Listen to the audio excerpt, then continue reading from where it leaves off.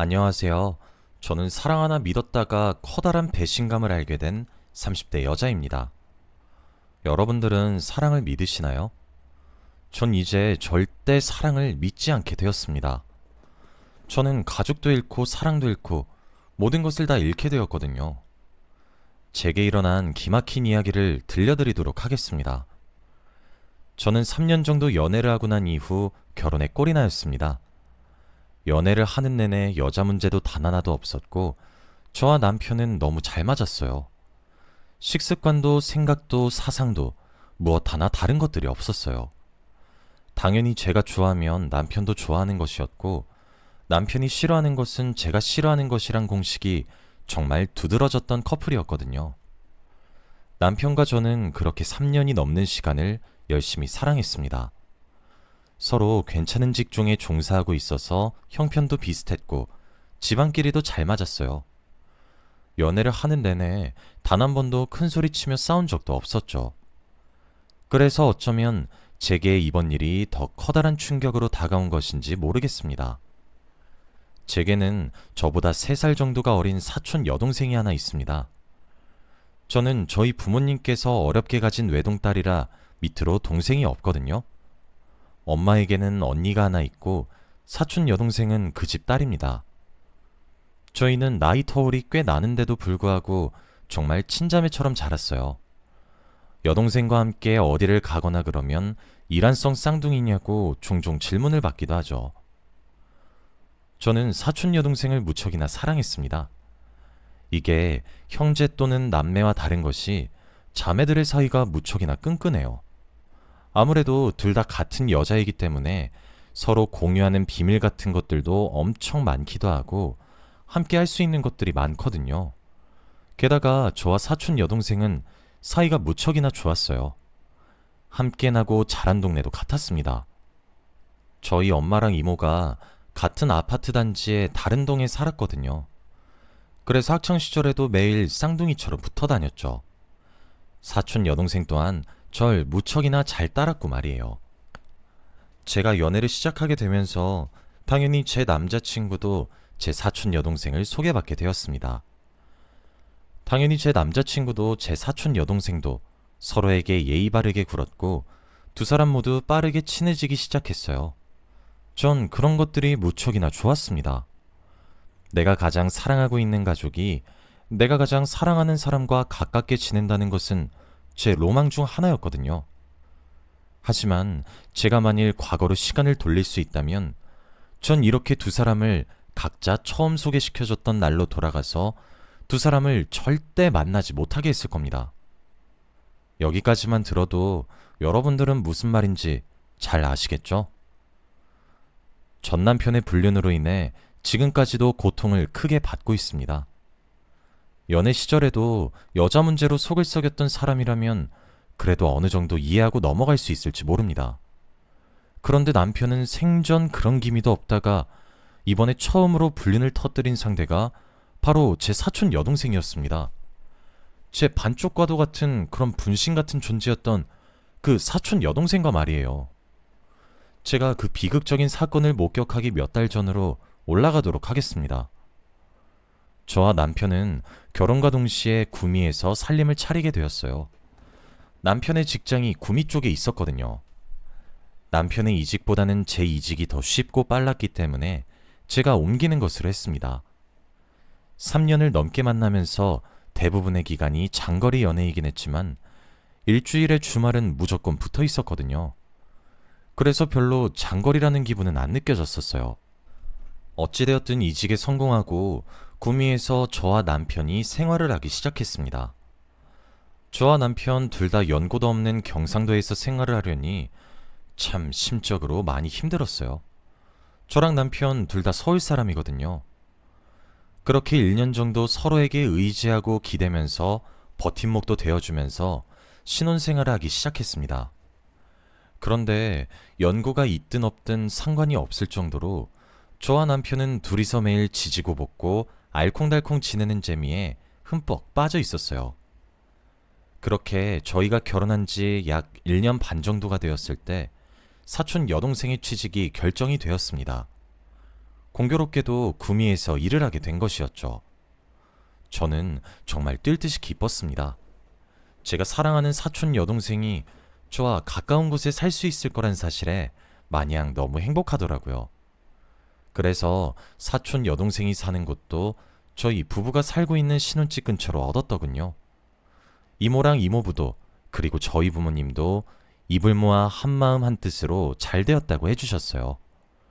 그래도 언니랑 같이 있어서 안심이 된다고 하시면서요. 그런데 사촌 여동생이 입주할 집에 리모델링 공사업체의 잘못으로 공사기간이 연장이 되어버렸고 사촌 여동생이 약 2달이란 시간 동안 잠잘 곳을 빌려야 했습니다. 저는 선뜻 우리 집에서 2달만 신세를 지라고 했어요. 남편에게는 제가 말해두겠다고 하면서요. 그런데 생각보다 남편의 반응이 너무 싸늘했습니다. 우린 신혼부부인데 왜 그걸 마음대로 정하냐?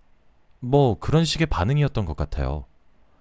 그래도 얼굴을 모르는 사이도 아니고 사정을 들어보니 딱한데 2달만 봐주자고 제가 갖은 애교를 부리고 남편을 오구오구 달래면서 저희 집에 머무를 수 있게 해주었습니다. 참, 과거에 제 멱살이라도 잡을 수 있다면 이미 수천 번, 아니 수만 번은 잡았을 거예요.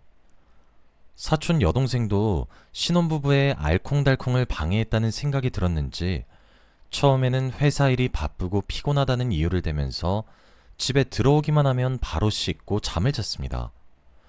저는 그렇게 눈치를 보는 여동생이 참 짠했어요. 제 남편도 저와 비슷하게 여겼던 것인지 사촌 여동생이 일주일 정도를 그랬는데 그 이후부터는 함께 어울렸습니다. 처제 오면 같이 먹자 하면서 밥도 함께 먹었고 처제 축구 보자 하면서 함께 TV를 보기 시작했죠.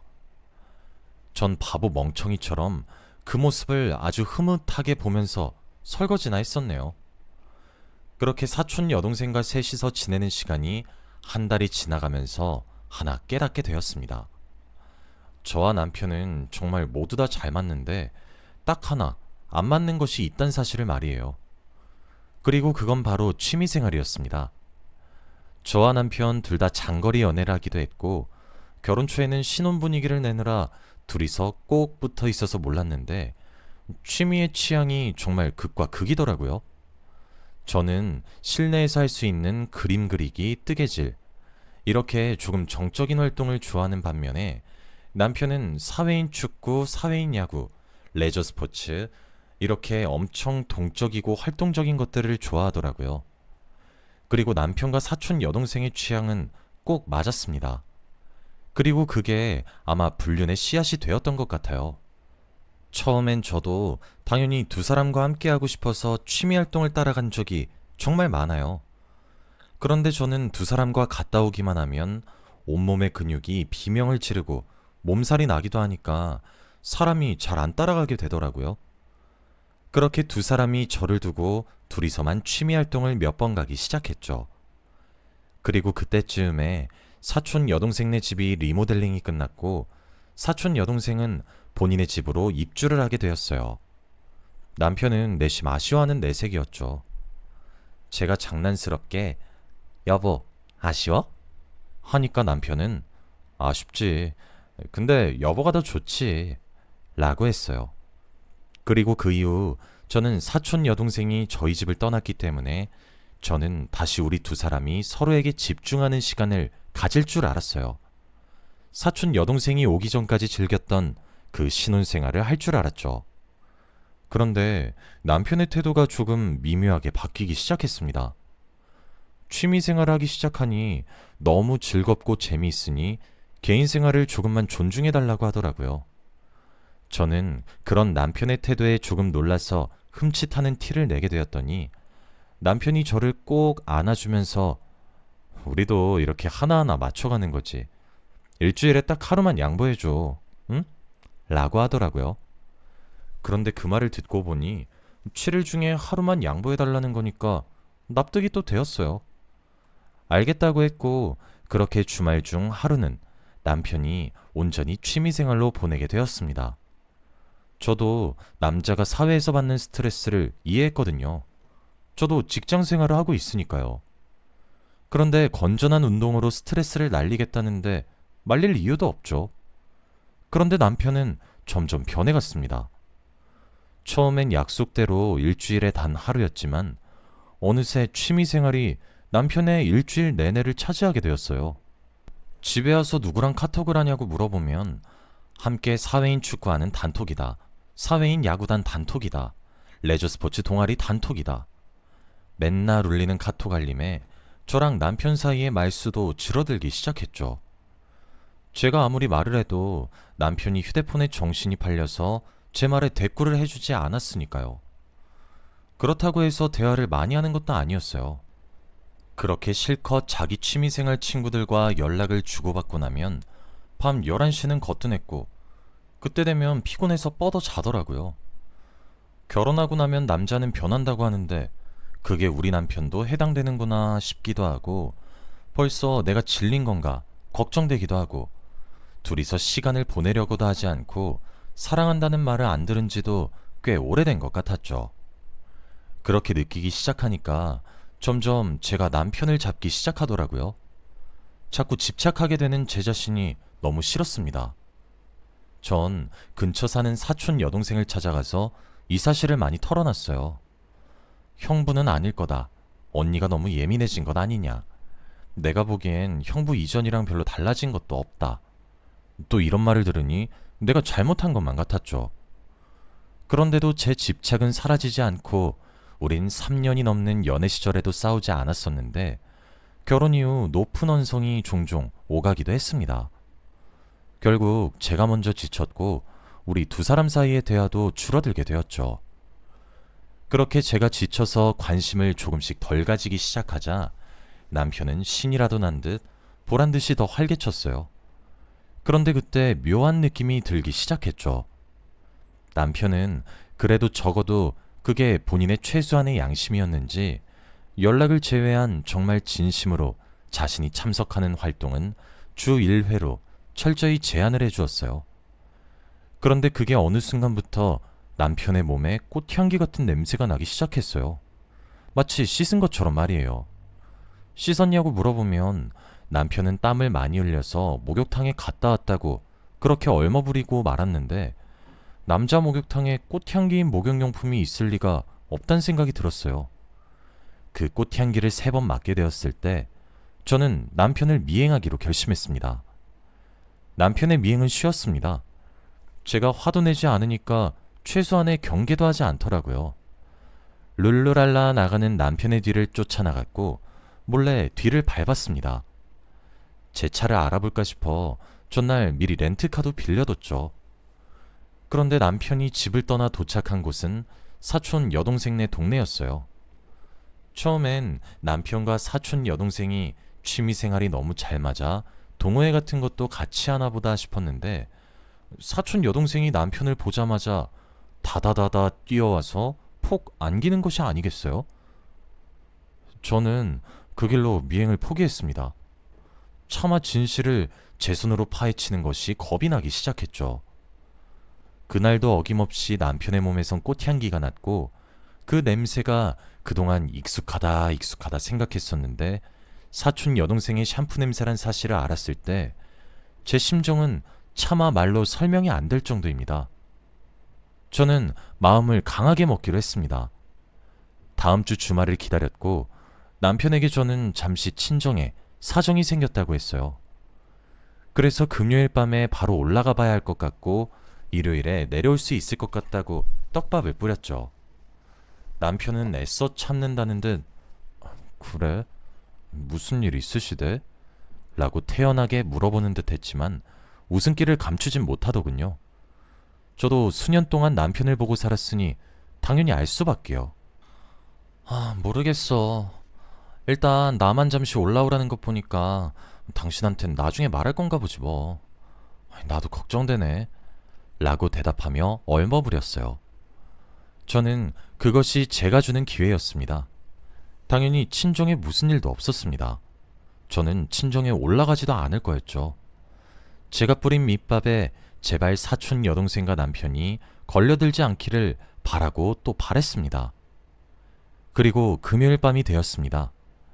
저희가 살던 아파트는 지하 주차장이 따로 없고 지상에만 주차장이 마련되어 있습니다.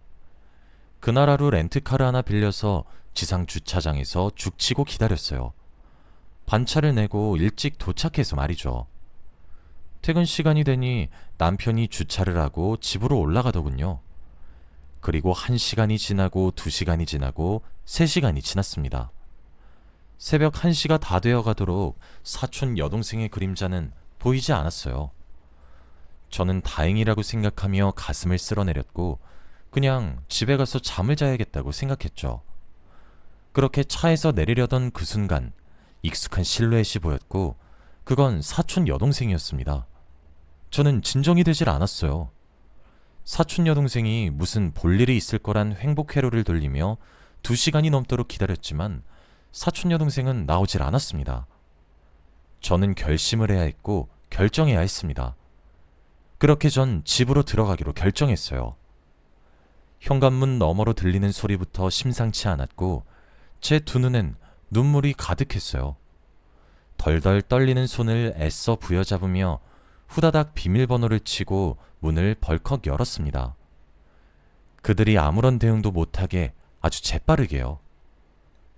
그런데 거실에 펼쳐진 풍경은 여기저기 흩어진 옷들에 꼴에 축하 파티라도 한 것인지 케이크에 와인까지 말 같지도 않은 모습으로 얼어붙은 두 사람을 보면서 휴대폰을 열어서 사진을 찰칵찰칵 찍었습니다.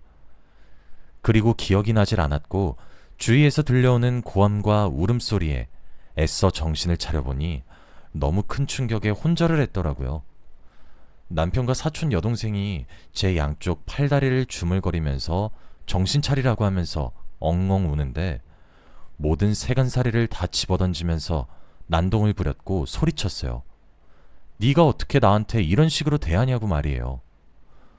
옆집 주민의 신고로 경찰이 신고하고 나서야 제 소동은 진압이 되었고 양가에 알렸습니다. 새벽에 잘하는 짓거리였죠. 제 친정, 시댁, 이모네 세 가족이 전부 저희 집으로 소환되었고 그 시간이 아침 7시였을 겁니다. 아침에 현관문이 열리며 난장판이 된 우리 집에 세 가족이 도착했습니다. 이모와 이모부는 사촌 여동생을 보며 제게 화를 내기 시작했어요. 저는 거기서 두 사람을 찍은 사진을 보여드렸습니다. 이모는 쓰러졌고 그런 이모를 받으면서 무슨 일이냐고 물어보는 엄마에게도 보여줬어요. 이모부는 믿기지 않는 표정으로 사진을 보다가 불륜이란 사실이 빼도 박도 안 되는 사진을 보며 눈물을 흘리셨죠.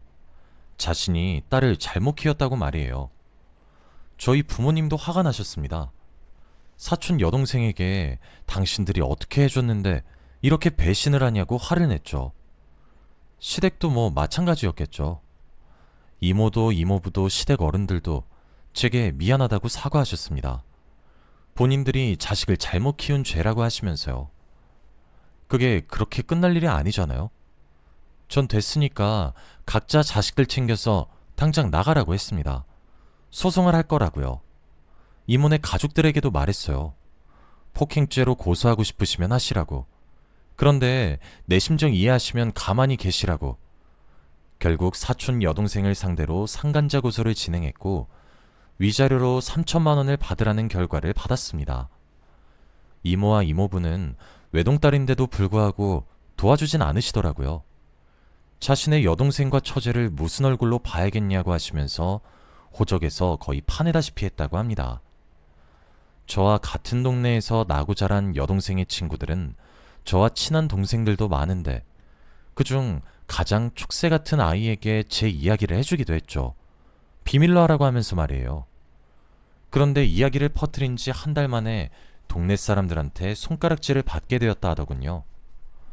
이모와 이모부는 서둘러 이사를 떠났고 동생은 지인들에게 매장이 되었습니다. 제게 명예훼손을 걸려고 했던 것 같았는데 실패했더라고요. 저는 퍼뜨리라고 시키지 않고 비밀 유지를 해달라고 약속을 받았기 때문에 말이에요. 남편과는 결국 이혼소송을 했습니다. 위자료로 저희가 모은 돈으로 산 집을 명의 이전 받았고 나름 깔끔히 헤어졌어요. 시간이 꽤 지났는데도 저는 아직 상처가 가시질 않아요. 저는 아무런 죄도 없는데 이런 일을 겪는 것 같아서 화가 납니다. 제가 이제 앞으로 다른 사람을 믿고 만날 수 있을지도 잘 모르겠어요. 여기까지가 제 이야기였습니다. 참 콩가루 같은 이야기라 여러분들도 기가 막히시죠? 그래도 이렇게 털어놓으니까 마음이 훨씬 가벼워지네요. 저도 이제 모든 상처를 훌훌 털어내고 싶은 마음이 큽니다. 물론 제게 부모님을 제외하고 남은 것이 없어서 슬프지만 이겨내보려고 합니다. 감사합니다.